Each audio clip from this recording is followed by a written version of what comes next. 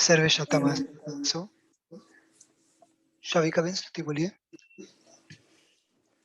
मेघा। प्रणाम गुरु जी, आपकी प्रणाम। आज्ञा से जेओ युगादि कारमा पहला जरा जेश्वरहता जेओ युगादि कारमा पहला जसैया मदरहता जेओ युगादि कालमा पहला जतीर्थंकर रहता तेरु शबजिन निवंदता मुझ जन्म आज सफल थयो ते आदि जिन निवंदता मुझ जन्म आज सफल थयो ते आदि जिन निवंदता मुझ जन्म आज सफल थयो। प्रणाम गुरुजी। प्रणाम। अति सुंदर। नमो अरिहंताणम, नमो सिद्धाणम, नमो आयर्याणम, नमो उभयसैणम, नमो लय सब्ब साहुणम। एसो पंच नमोकारो सब्ब पावपणासनो मंगलाणम च सव्वेसिम परमम हवै मंगलम। प्रणाम। आप सर्वे खूब शतमासो। अनंत उपकारी, अनंत कल्याणने करनारा તારક તીર્થંકરો આપણા સર્વ માટે અદ્ભુત એવા શાસનની સ્થાપના કરીને ગયા છે. આ શાસનના સહારે આપણે આપણા મનુષ્ય ભવને સફળ કરવો છે. એક એક ક્ષણ એક એક ચાન્સ છે. એક એક ક્ષણ એક એક અવસર છે. કોઈ પણ ક્ષણ આપણી વહી ન જાય એનું આપણે ખૂબ ધ્યાન રાખવું છે. અનેક મહાપુરુષોએ આ શાસનને સાચવવા મહેનત કરી છે અને હું કહું છું કે આ શાસન દરેક જીવો સુધી પહોંચે, કારણ કે દરેક જીવને બહાર નીકળવાનું મુખ્ય સ્થાન એટલે કે સમજણ શક્તિનું મુખ્ય સ્થાન આ પ્રભુનું શાસન છે. વધુમાં વધુ દરેક જીવો આ શાસનને પામે એ આપણા સર્વેની ઈચ્છા છે. કર્મના એક એક સિદ્ધાંતો બહુ સ્ટ્રોંગ છે. આપણે એની સામે સ્ટ્રોંગ થવાનું છે. કર્મ એક જડ વસ્તુ છે, એની કોઈ જ શક્તિ નથી. મારા વિચારો, મારા શબ્દો અને મારા વ્યવહારો, આના કારણે હું કર્મ બાંધું છું. કર્મ બંધાતા નથી, કર્મ હું બાંધું છું. કર્મ બંધાયા પછી પણ જેટલી વાર અશુભ કર્મને વાગોળવામાં આવે એટલી વાર એ કર્મ વધારે વધારે વધારે ચીકણા થતા જાય. કર્મ બાંધ્યા પછી જેટલી વાર એ તરફ અનેકને પ્રેરણા કરવામાં આવે એટલું એ કર્મ વધારે વધારે ગાઢ થતું જાય. કર્મનો ઉદય આવે, કોઈ પણ પ્રકારના કર્મનો ઉદય, એ સારા હોય કે ખરાબ હોય, એ કર્મના ઉદયમાં પણ જો સહજતાથી સ્વીકાર ન કરું, જો સહજતાથી સ્વીકાર ના કરું તો આવેલું કર્મ પણ પૂરું નથી થતું, ઉલટાનું કઈ ઘણું નવું બંધાઈ જાય છે.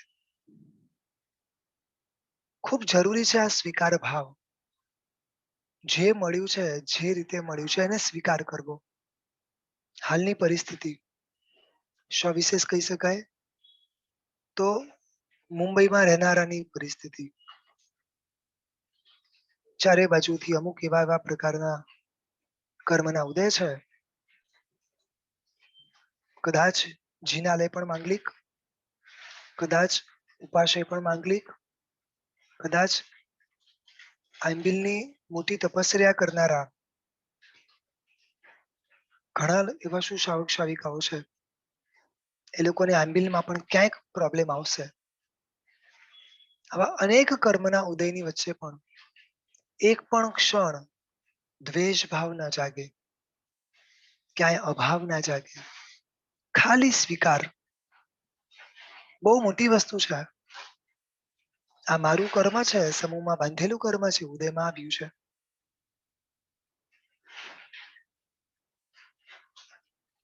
ખાસ ધ્યાન રાખજો, જેટલો દ્વેષ કર્મના ઉદયમાં થશે ને, અત્યારે આપણી વિરુદ્ધમાં, આપણી ઈચ્છાની વિરુદ્ધમાં જે થઈ રહ્યું છે એનું નામ કર્મનો ઉદય, અશુભ કર્મનો.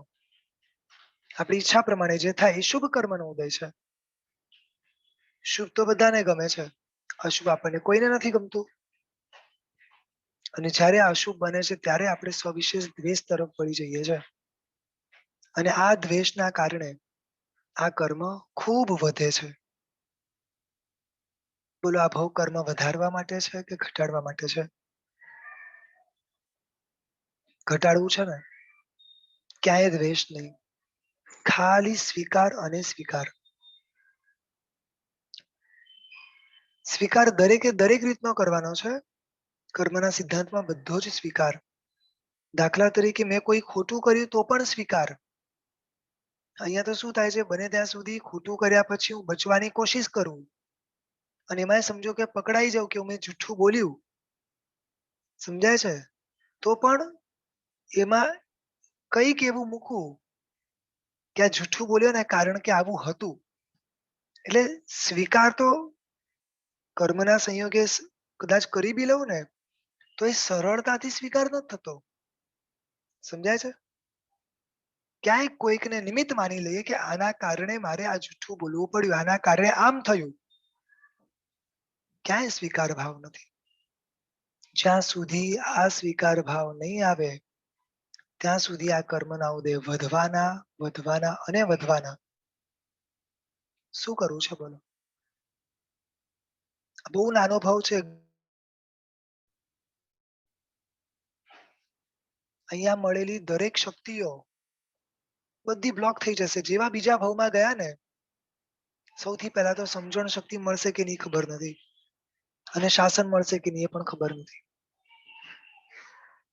એક એક ક્ષણ આરાધનામય આપણે પાસ કરવી છે. મોહનીય કર્મ જે બધી રીતે આપણને ડૂબાડવા માટે પ્રયત્ન કરે છે, ક્યાંક અનુકૂળતા આપીને અને ક્યાંક પ્રતિકૂળતા આપીને. અનુકૂળતા મળે ત્યારે પણ જીવ રાગના કારણે કર્મ બાંધે છે. પ્રતિકૂળતા મળે ત્યારે પણ દ્વેષના કારણે જીવ કર્મ બાંધે છે. એટલે છેલ્લે ડૂબે તો જીવ જ છે. એટલે આપણે કેટલા હદ સુધી ન્યુટ્રલ થવાનું છે એ વિચારી લેજો. કદાચ એવું બને આ કોરોના વાયરસમાં, સમજો કે લોકડાઉનમાં પણ આપણને બધી જ અનુકૂળતા મળે ને ચારે બાજુથી, તો પણ ખુશ થવાની જરૂર નથી. અને ના પણ મળે તો એ દુઃખ થવાની જરૂર નથી. એક વ્યક્તિને ફોન કર્યો, મેં કીધું રિપોર્ટ કઢાવ્યો, શું થયું? તો કે સર રિપોર્ટ તો કઢાવ્યો છે પણ ટેન્શન છે, શું થશે ખબર નથી. સાંજે ફોન આવ્યો કે સર નેગેટિવ છે.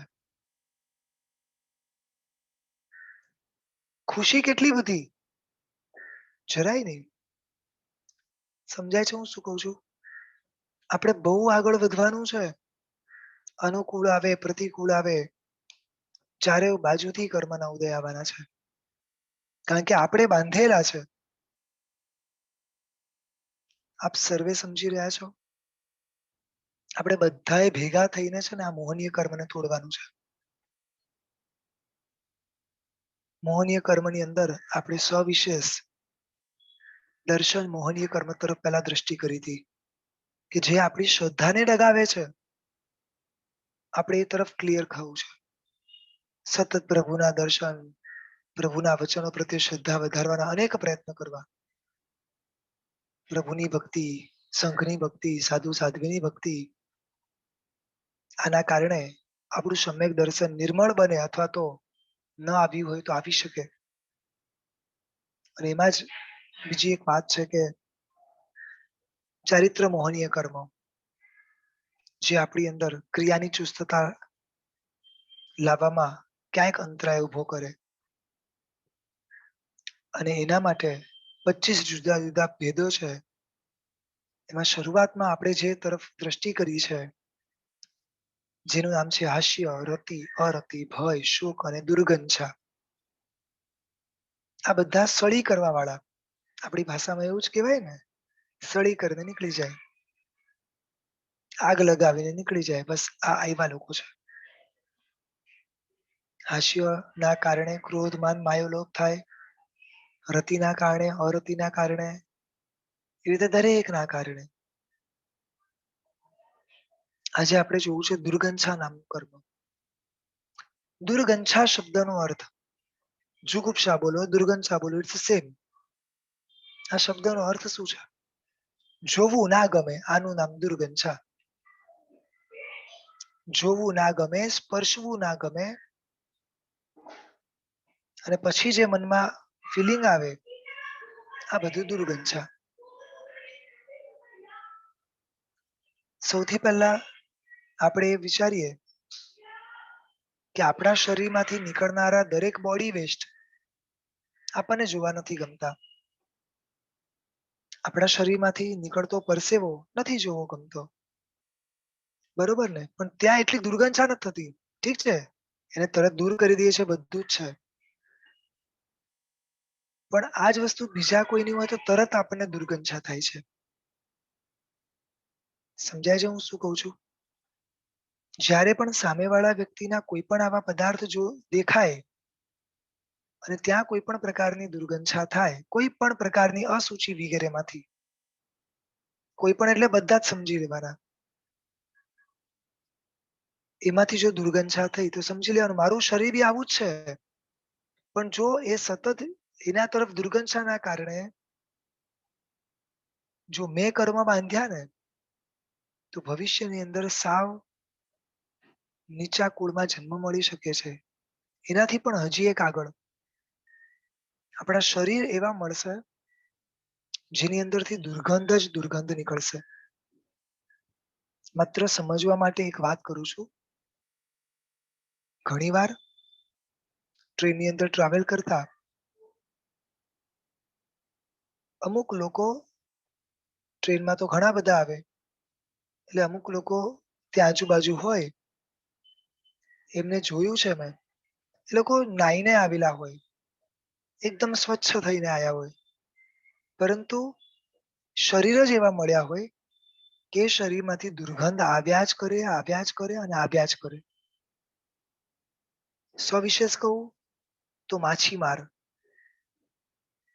કસાઈના જીવો, આ બધાના જીવોમાંથી એમના જે શરીર હોય એમાંથી સતત દુર્ગંધ નીકળતું હોય છે. એ એમના પાપ કર્મનો ઉદય છે. એ એમના પાપ કર્મનો ઉદય છે. આપણને જોઈએ કે આપણા શરીરમાંથી ક્યારે દુર્ગંધ નીકળે? એમ તો નીકળી જ રહ્યું છે. એક ઉત્તમ શ્રાવિકા ખૂબ સરસ રીતે સાધુ સાધ્વીની ભક્તિ કરે, પરમાત્માની ભક્તિ કરે. એક દિવસ એવો પ્રસંગ બન્યો, સાધુ ભગવંત ઘરે પધારે છે. ભયંકર ગરમીની સિઝન હોય છે અને એના કારણે બહુ જ દૂરથી પધાર્યા હોય છે. એના કારણે આખું શરીર પરસેવાથી રેપઝેપ છે.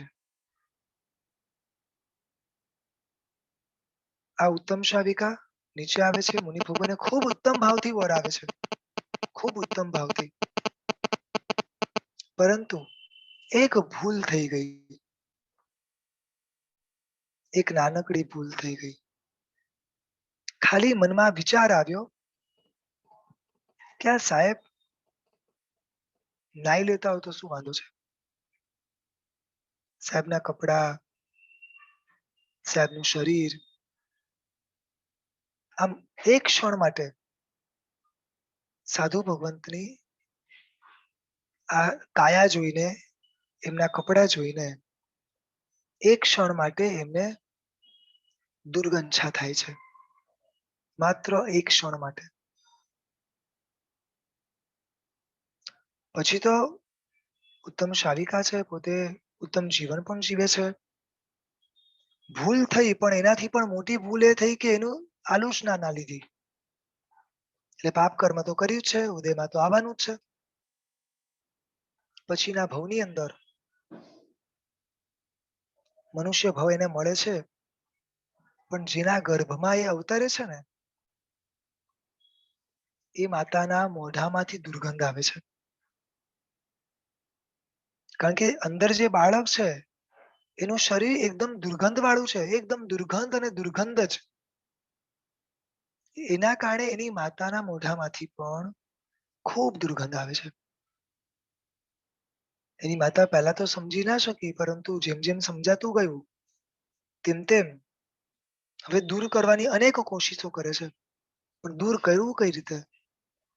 પછી આ દુર્ગંધ એટલી વધી કે છેલ્લે એની માતાએ એવો પણ નિર્ણય લીધો કે આ બાળકને અંદર જ મારી નાખીએ. કારણ કે આટલી દુર્ગંધ. પણ બાળકનું પુણ્ય મજબૂત હતું. એને પૂર્વે બીજી ઘણી સાધનાઓ કરી હતી આજીવે. આયુષ્ય ખૂબ પ્રબળ હતું. એટલે એની માતાએ પ્રયત્ન કર્યા, પરંતુ આનું આયુષ્ય લાંબુ હતું. એટલે એને કશું જ થયું નહીં. માંડ ગર્ભના સમયો પસાર થયા. 9 મહિના પૂરા થયા હશે અપ્રોક્સ. અને એણે એક બાળકને જન્મ આપ્યો. એ નાનકડી દીકરી જસ્ટ હમણાં તો જન્મી છે. જસ્ટ હમણાં જન્મી છે. આખા શરીરમાં દુર્ગંધ આવી રહી છે. એટલે એની માતા એને જોવાય તૈયાર નથી. સીધી એને લઈને ક્યાં ફેંકી દે છે ખબર છે? કચરાના ડબ્બામાં, સીધી ડસ્ટબિનમાં. સમજો તમે, એક નાનકડું પાપ કર્મ ખાલી વિચાર દ્વારા એને બીજું ઘણું ઉત્તમ કર્યું છે એના જીવનમાં, પરંતુ એક નાનું આ પાપ કર્મ 9 મહિના માતાના ગર્ભમાં હતી ત્યારે તો ખૂબ દુર્ગંધ આવી જ, પણ જન્મ્યા પછી પણ એના શરીરમાંથી દુર્ગંધ આવી જ રહી છે. સમજાય છે હું શું કહું છું? રાજા શ્રેણિક રસ્તા પરથી પસાર થઈ રહ્યા છે, બહુ દૂર છે,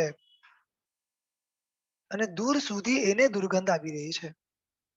રાજા શ્રેણિકે તપાસ કરી કે આટલી બધી દુર્ગંધ ક્યાંથી આવે છે.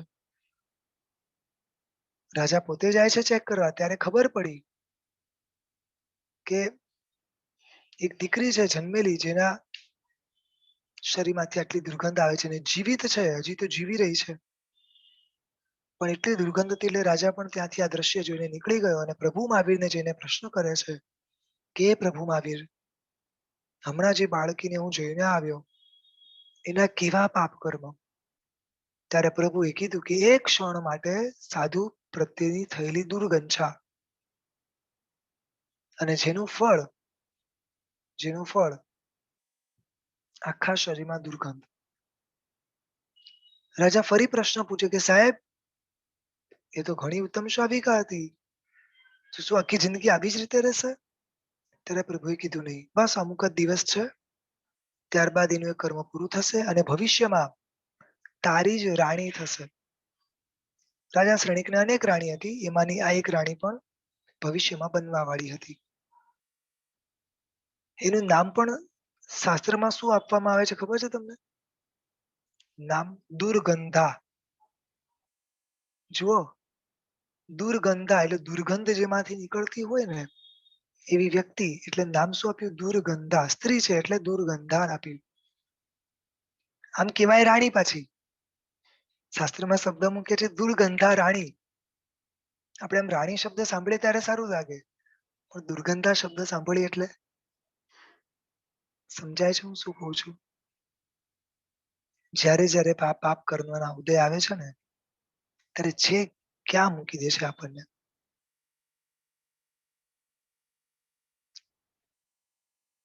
શરૂઆત છે ને આપણે આપણી જગ્યાએથી કરવાની છે. આપણું ખાવાનું ક્યારે હેઠું નહીં મૂકવાનું. ઘણાને નથી ભાવતું, ભાવે છે, જોવું પણ નથી ગમતું. આ દુર્ગંધમાંથી બહાર નીકળવા માટે આ બધા આપણે કાર્ય કરવાના છે, જુગુપ્સામાંથી બહાર નીકળવા માટે. કારણ કે આપણને બી સમજાવવું જોઈએ કે આપણું જ છે, બીજું કઈ છે જ નહીં. પૂર્વના કાળની અંદર રાજાના આયુષ્ય મોટા હતા. પૂર્વના કાળની અંદર રાજા અનેક રાણીને પરણતા હતા. એના કારણે આ ભવિષ્યની એની રાણી બનવાની હતી.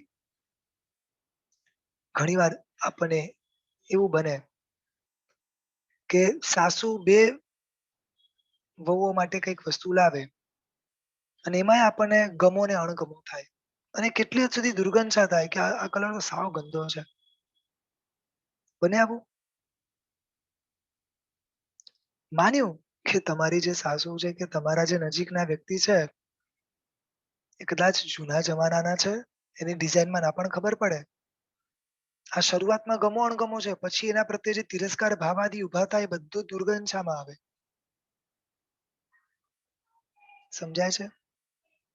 કેટલી વાર કેટલી વસ્તુઓના કારણે બને.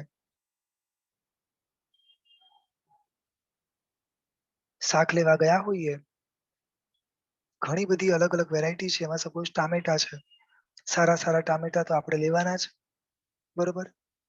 પણ એમાં એકાદ એકદમ ચીમડાયેલું જોયું, આવું જોયું, તરત મોઢું બગડે છે. બગડે છે મોઢું. આપણને આઈડિયા પણ નથી આવતો કે શરૂઆતમાં અર હતી અને પછી આગળ જઈને આ બધી વસ્તુ દુર્ગંધા સુધી પણ પહોંચી શકે છે.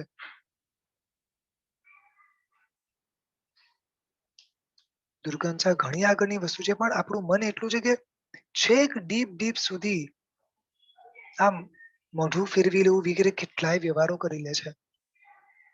મને તો ઘણી વાર ઉત્તમ શાવિકા એવી શ્રી મહિણા સુંદરી યાદ આવે છે. બાજુમાં જ એક એવો વ્યક્તિ બેઠો છે, એવો વ્યક્તિ ઊભો છે જેને ન જોવો ગમે, ભયંકર દુર્ગંધ આવે, અને છતાં પણ એનો સ્વીકાર, કેવો સ્વીકાર કે એકાદ બે કલાક થોડી જોડે બેસવાનું છે. સમજાય છે? આ જીવન એની સાથે રહેવાનું છે. ઠીક છે, તો કર્મના ઉદયો બદલાયા અને બધું પલટાયું, પણ એની અંદર તો સ્વીકાર ભાવ તો હતો જ ને.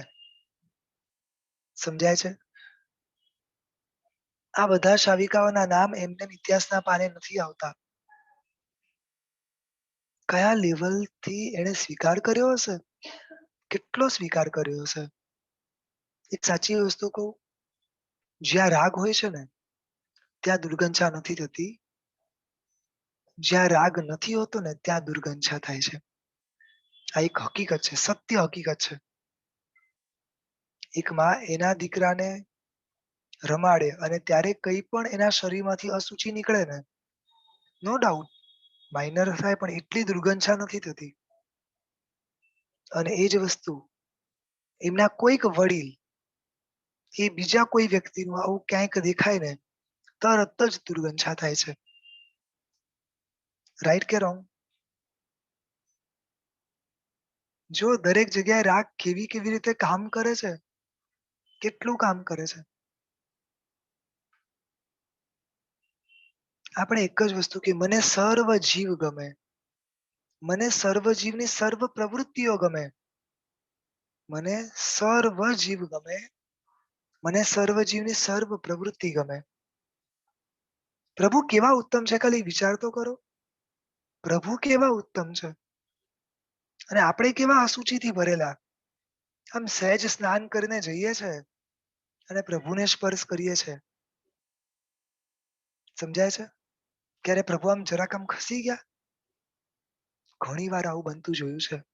ક્યાંક કોઈક આપણી બાજુમાં આવીને બેઠું ને આમ જરાક મોઢું પકડીને જરાક આમ ખસી જઈએ. સમજાય છે?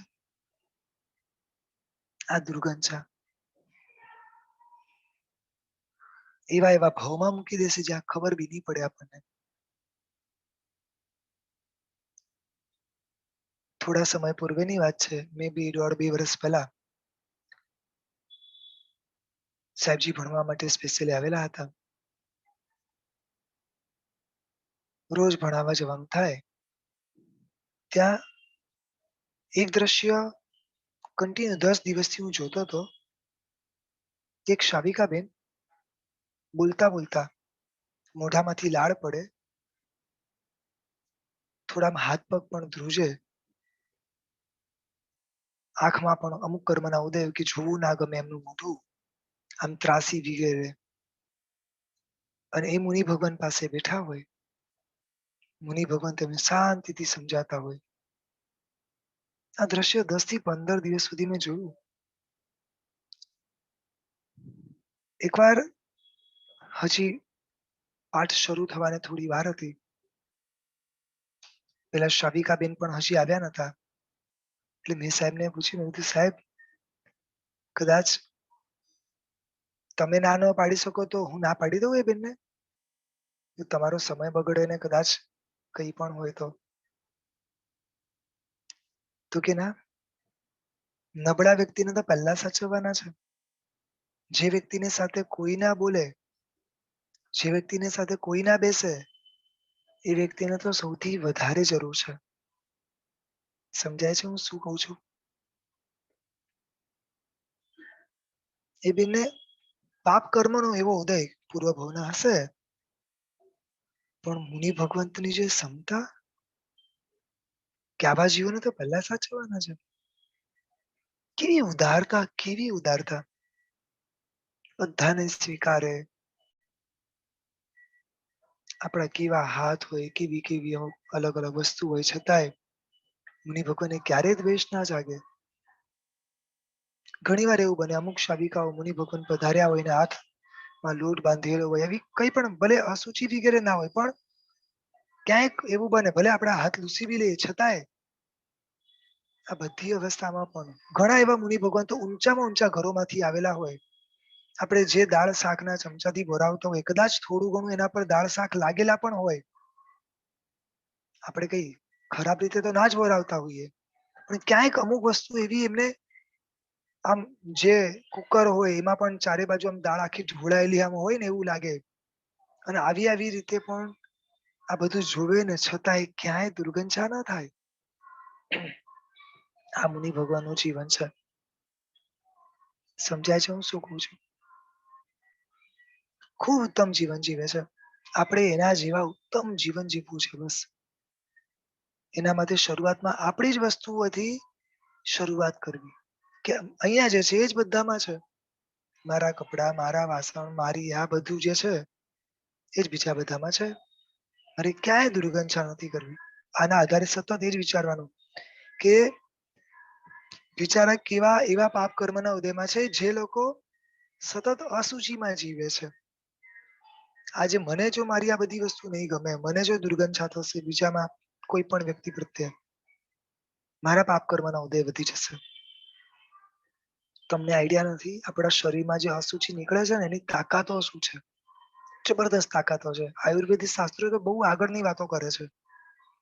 આપણે એના બહુ ડીપમાં નથી જવું, પણ આપણા શરીરના અશુચિમાંથી ઘણી ઔષધિઓ નીકળી શકે તેમ છે.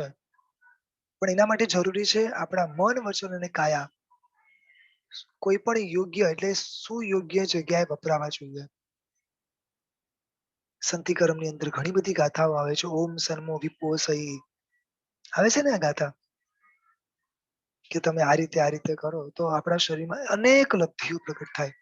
અને બધી શેમાંથી બતાવી ખબર છે? વિપ્રૌષધિ એટલે અલગ અલગ પ્રકારની લબ્ધિઓ જે આપણા જ શરીરના વિષ્ટા વગેરેમાંથી, હા, આપણા જ બોડી વેસ્ટમાંથી સામેવાળાના રોગને શમાવી શકે. સમજાય છે હું શું બોલું છું? આપણા બોડી વેસ્ટની વાત કરું છું. બહુ વર્ષો પહેલાની વાત છે. એક શ્રાવક ભાઈ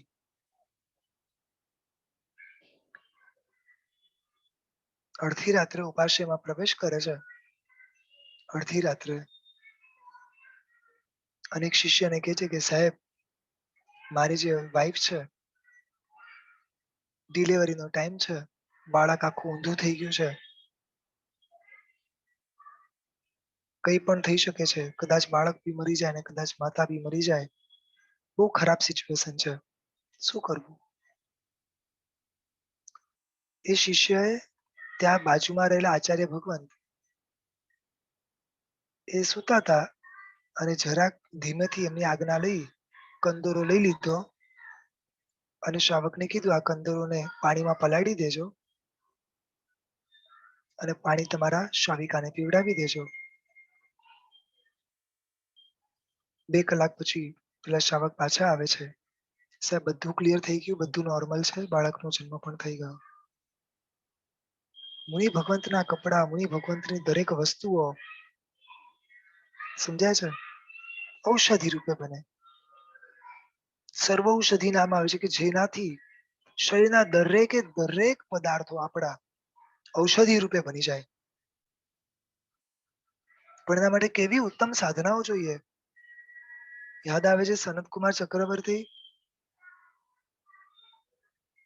પાપ કર્મના ઉદય આવ્યા, દીક્ષા લીધી અને પછી દેવ જયારે સામેથી કહે છે કે તમારા શરીરના રોગને હું દૂર કરી દઉં, ત્યારે મોઢામાંથી થૂક કાઢે છે. હા, પોતાના જ મોઢામાંથી થૂક કાઢીને પોતાની આંગળી પર લગાડે છે અને જોવે છે તો આંગળી સાવ નિરોગી અને સોના જેવી બની ગઈ. કેવી રીતે? આ સાધનાનું બળ છે. આપણી સાધનાની એટલી તાકાતો છે કે આપણા દરેક અસુચિને શુભમાં કન્વર્ટ કરી શકે છે, ઔષધિ બનાવી શકે. વિચાર તો કરો. એક વ્યક્તિ એક મુનિ ભગવાન પાસે આવે છે ને કહે છે કે આ અમારા શેઠે તમારા માટે સુવર્ણ સિદ્ધિ મોકલાવી છે. એટલે સાહેબ કે મારા કામની વસ્તુ નથી, આપ લઈ જાઓ.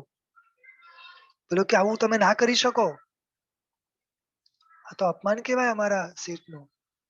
તો કે ઠીક છે, લીધું અને લઈને સીધું બહાર ફેંકી દીધું. પેલો કે સાહેબ આ તો તમે કેવું અપમાન કર્યું. પેલો કે હું તમને ના પાડું છું છતાં તમે મને આપો છો, મારી માલિકી થઈ ગઈ, મારે જે કરવું એ કરવું. પણ સાહેબ તમને ખબર છે આ શું હતું? આમાંથી સુવર્ણની સિદ્ધિ થઈ શકે? તો કે અમારે આ બધી વસ્તુની કોઈ કામ જ નથી. તો કે સાહેબ પણ આ સિદ્ધિ મેળવતા વર્ષો લાગી જાય, આ કઈ એમને એમ ના મળે. એટલે મારા સાહેબે કીધું એમ. એટલે મારા સાહેબ અંદર ગયા, પછી બહાર આવ્યા અને એમના જે યુરિન, એમનું જે માત્રા હતી એ માતૃ પોતે લઈને બારે પથ્થર પર ફેંકે છે. આખે આખો પથ્થર સોનાનો બની ગયો. સમજાય છે શું કહું છું? આ પૂર્વના કાળની વાતો કરું છું.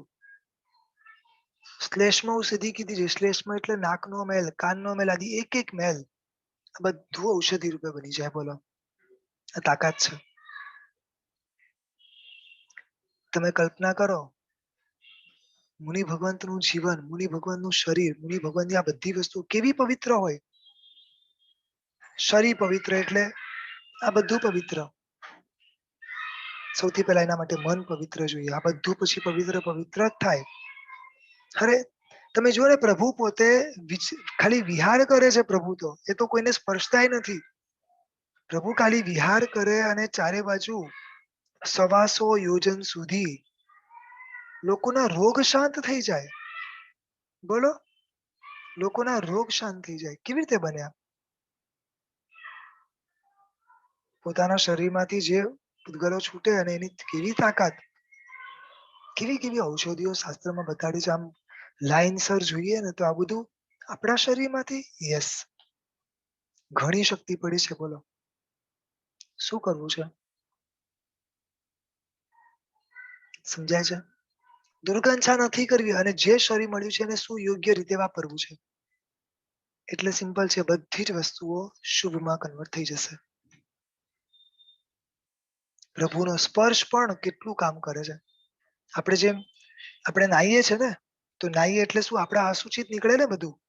આપણે નાહીએ એટલે શું થાય? આપણા શરીરનો મેલ નીકળે. બરોબર છે.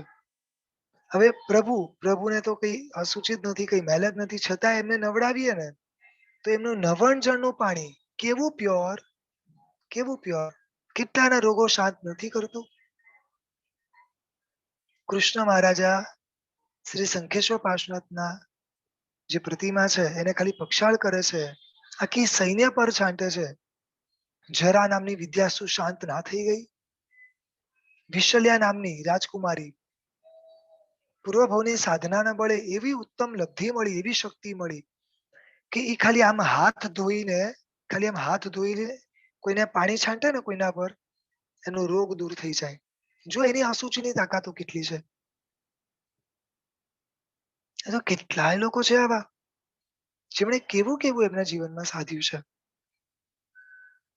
બોલો આપણે સાધવું છે?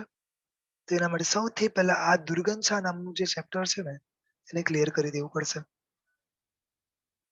ગમે તે થાય તરત જ એવું જ વિચારવાનું કે એના કેવા કર્મના ઉદય છે, એના કેવા કર્મના ઉદય છે, તેને આવું સહન કરવું પડે છે.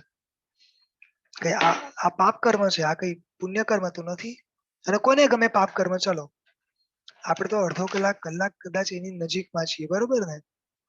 એ વ્યક્તિ તો આખું જીવન એવા જ પ્રકારના શરીર સાથે જીવતો હોય તો એને ગમતું હશે? વિચારો. આવી રીતે આપણે કરુણા લાવી. જેમ જેમ આ બધી દ્રષ્ટિ વિચારશું ને તેમ તેમ આપણને કોઈ પણ પરિસ્થિતિની અંદર દુર્ગંછા નહીં આવે. ઘણીવાર મને થયા પેલા જે કચરો લેવા વાળા આવે, જે ટેમ્પો લઈને આવે, આખો દિવસ એ ટેમ્પાને લઈને ફરવાનું, પાછળ કચરો પડેલો હોય. છે આપણા એવા પાપ કર્મના ઉદય? પણ હજી જો દુર્ગંછા કરશું ને તો આવું થશે. થોડા સમય પૂર્વેની વાત છે, મે બી 10-12 વર્ષ પૂર્વેની વાત છે. એક મુનિ ભગવંતે કહ્યું હતું વ્યાખ્યાનમાં કે અમે લોકો એક ગામ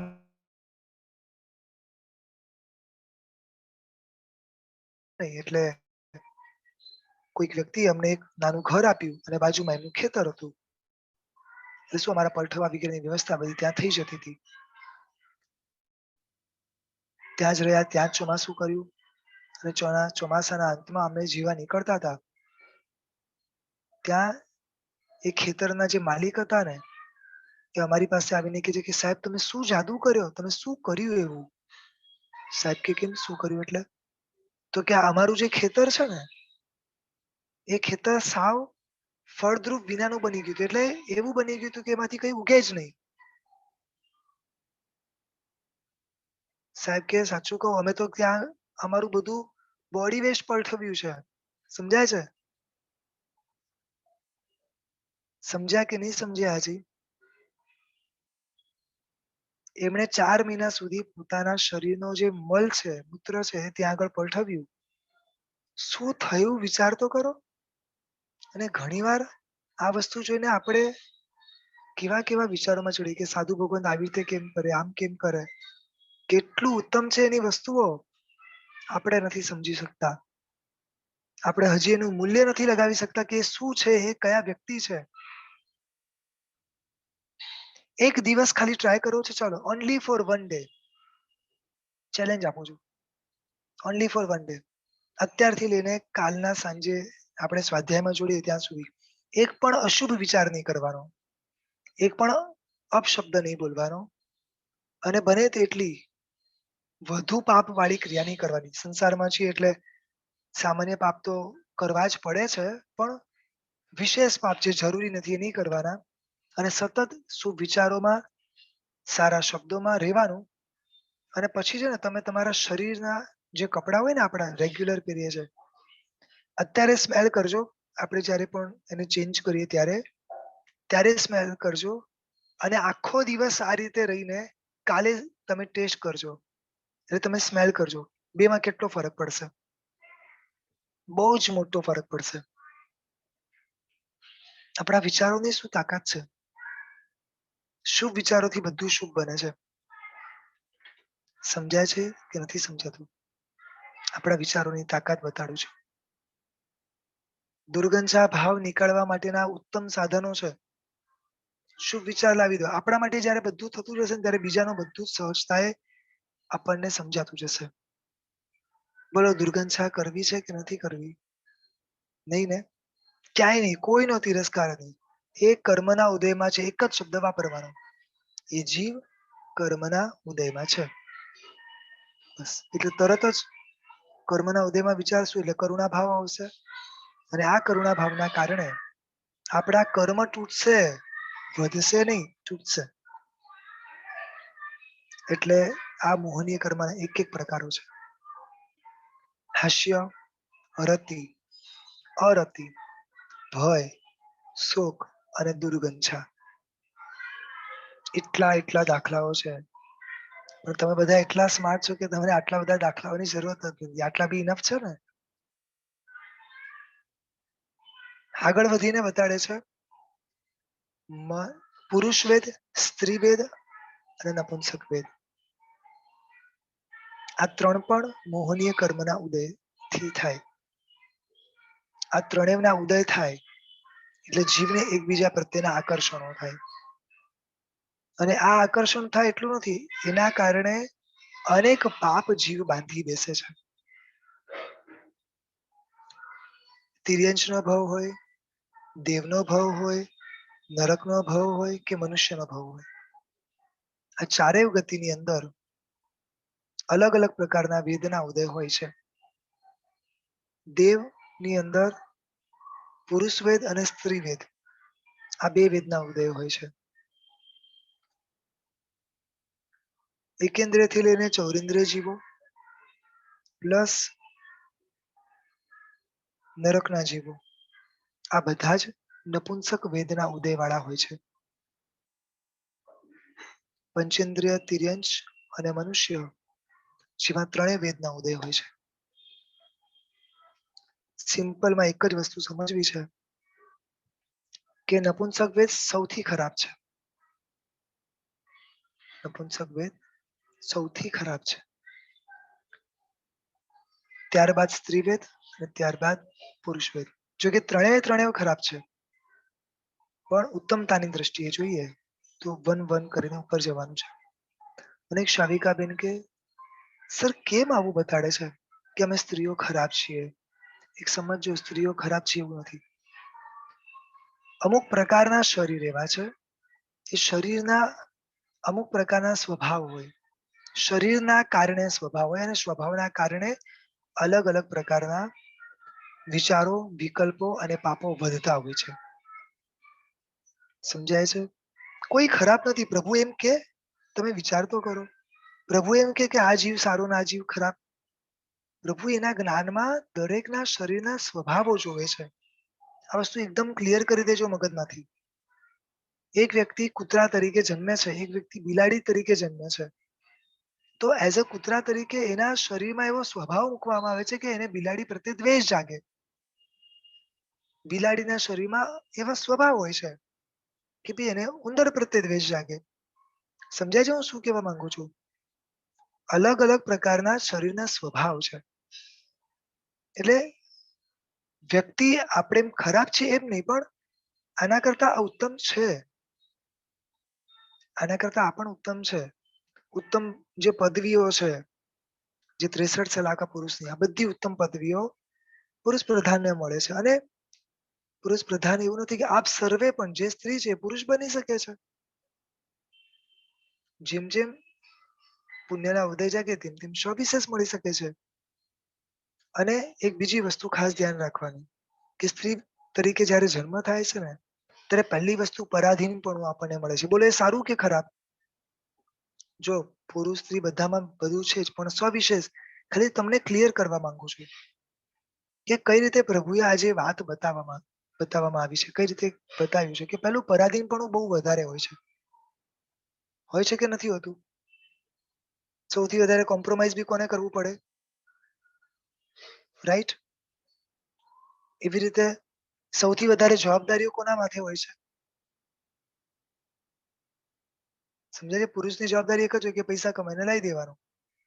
એ સિવાય ઘણી બધી જવાબદારી હોય છે. અનેકને સમજાવવાના અને અનેકનું સમજવાનું. બરોબર ને? પોતાના જ હાથે કેટલાય જીવોની હિંસા કરવાની. બરોબર? અમુક એવા પણ કામ કરવા પડે જે થોડા, એમ કહી શકાય, થોડા અપેક્ષા સમજો, કોઈ વસ્તુ પકડતા નહીં, થોડા નીચ ગોત્ર કર્મના ઉદયવાળા હોય. જેમ કે ઝાડુ પોતા મારવાના, વાસણો ધોવાના, કોઈકના જે હેઠા હોય ધોવાના ને, સમજાય છે? આ તો ઠીક છે, માણસો છે, પણ ના હોય તો કોને કરવું પડે છે? સમજાય છે હું શું કહું છું? આવા તો અનેક પ્રકારના પાપો છે. એ સિવાય સ્વભાવની વાત કરીએ તો ચંચળતા બહુ છે. પુરુષમાં નથી હોતું એવું નથી. ખાસ ધ્યાન રાખજો એ વસ્તુ જે પણ કહું છું એ. આ બધું હોય બી છે પુરુષમાં.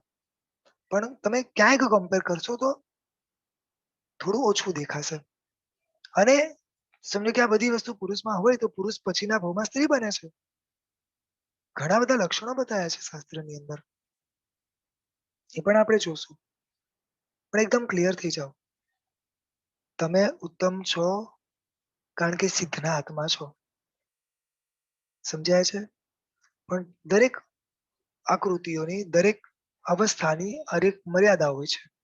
એના કારણે સ્વભાવ બદલાતા હોય છે. બસ આટલું જ. એટલે એના માટે આપણે એમ જ વિચારવાનું કે હું કંઈક એવું સારું જ કરું જેનાથી સારો જ ભાવ મળે, જેનાથી આગળ વધવાની તકો પણ ઉત્તમ મળે. એક વસ્તુ તમને ખબર છે? સ્ત્રીઓ 6 નરક સુધી જઈ શકે છે. બોલો, છે બેનિફિટ? પુરુષો 7મી નરક સુધી જઈ શકે છે. સમજજો બરોબર. આ ઉદય છે વેદના. એ વેદના ઉદયો એકબીજાને અટ્રેક્ટ કરે છે. એ વેદના ઉદય અનેક જીવ અનેક પ્રકારે પાપ કર્મ બાંધે છે. ચારેય ગતિમાં આની બધી જ સંજ્ઞાઓ બહુ મજબૂત છે. ગૌતમ પૃચ્છા નામના ગ્રંથની અંદર ગુરુ ગૌતમ સ્વામી પ્રભુ મહાવીરને પ્રશ્ન પૂછ્યા કે હે પ્રભુ મહાવીર, કયો જીવ પુરુષ વેદ બાંધી શકે? વેદ એટલે પુરુષ, સ્ત્રી અને નપુંસક. જે જેન્ડર આપણે કહી શકાય ને એ રીતે. તો કયો જીવ પુરુષ બની શકે, કયો સ્ત્રી બની શકે અને કયો નપુંસક બની શકે? જે વ્યક્તિ હંમેશા સંતોષી હોય, જે વ્યક્તિ ક્યારે જીદ ના કરે, જે વિનય વાળો હોય, જે વ્યક્તિ સરળ ચિત્ત વાળો હોય, કંઈ પણ હોય ને તો તરત એક્સેપ્ટ કરી લે, ઠીક છે વાંધો નહીં, જવા દો હવે. સ્થિર સ્વભાવ વાળો હોય, આ વ્યક્તિ મોટા ભાગે પુરુષ તરીકે જન્મ પામી શકે, એટલે કે પુરુષનો વેદ મેળવી શકે. હવે જે ચપળ સ્વભાવી હોય એટલે કઈ પણ વાત પેટમાં ટકે જ નહીં. કોઈને નહીં કહેતા એમ કે 10 જણને કહી દે. સમજાય છે ને? પોતાને કોઈ વાતથી લેવા દેવા ના હોય છતાંય 10 વ્યક્તિની વાતો એની જોડે હોય અને અનેક ચર્ચાઓમાં ઉતરે.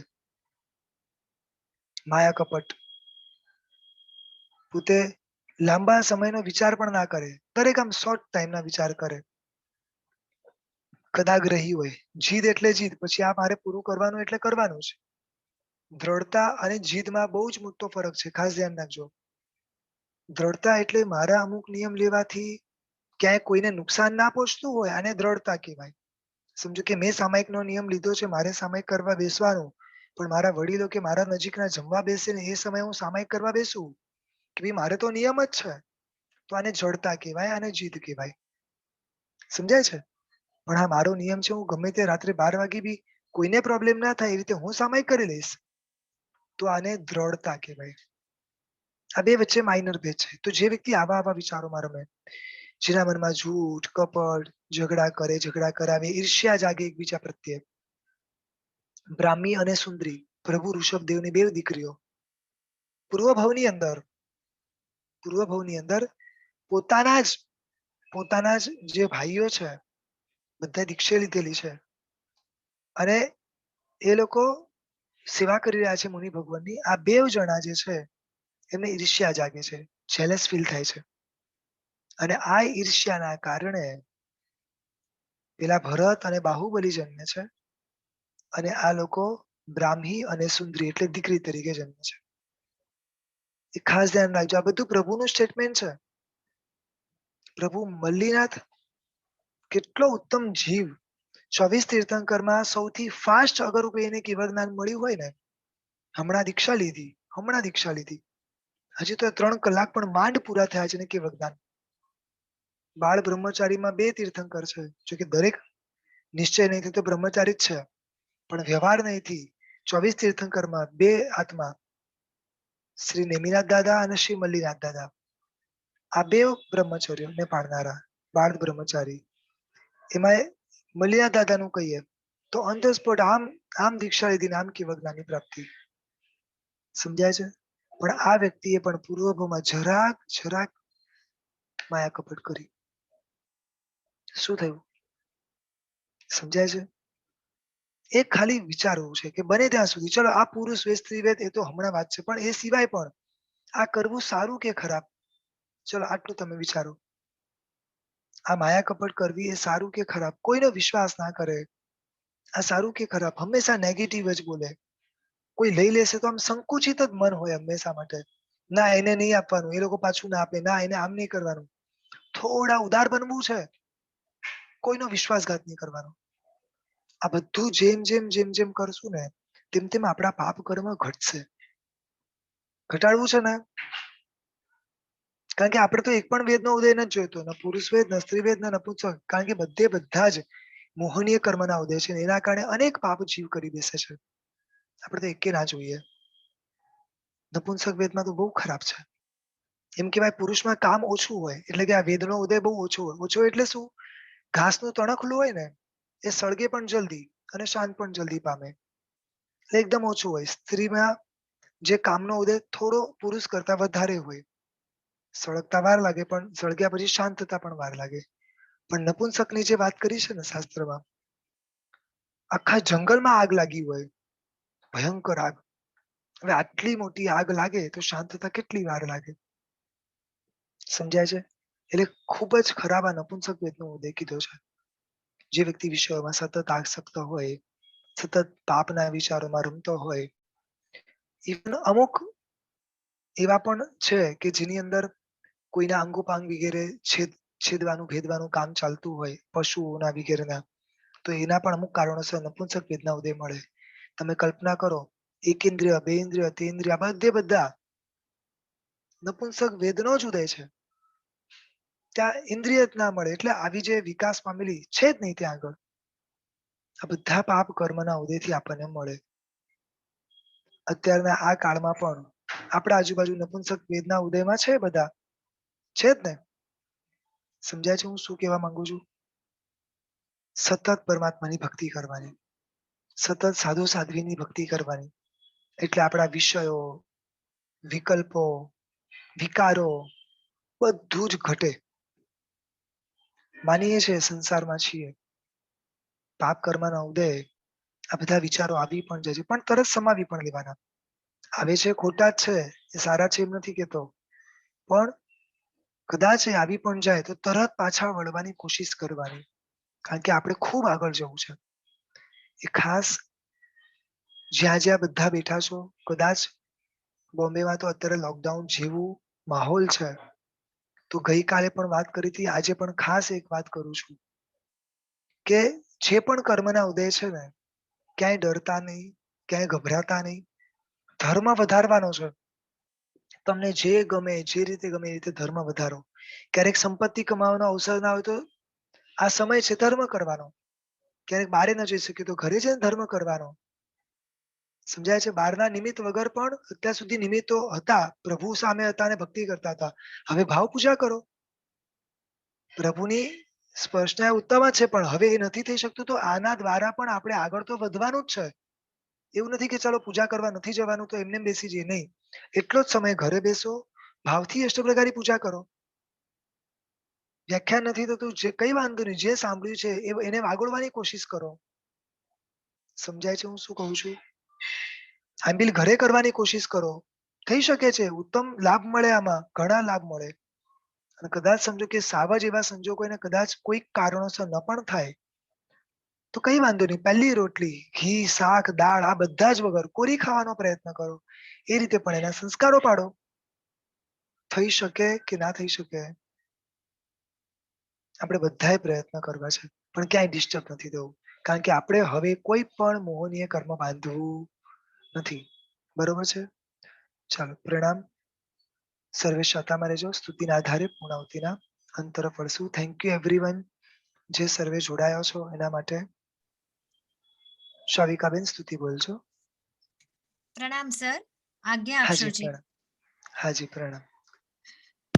સદગતિ કે દુર્ગતિ થાશે પ્રભુ, મારી કઈ ગતિ આપરો પ્રભુ આરાધવા હંમેશ માટે સન્મતિ.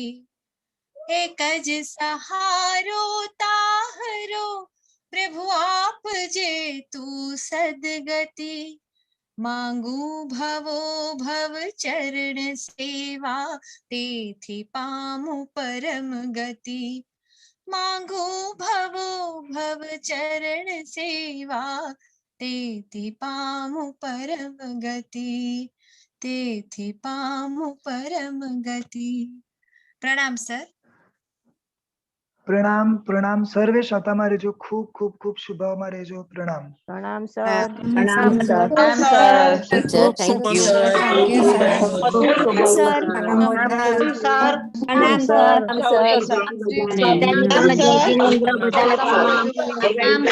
સર પ્રણામ સર. બધા સાતામાં રહેજો. પ્રણામ સર.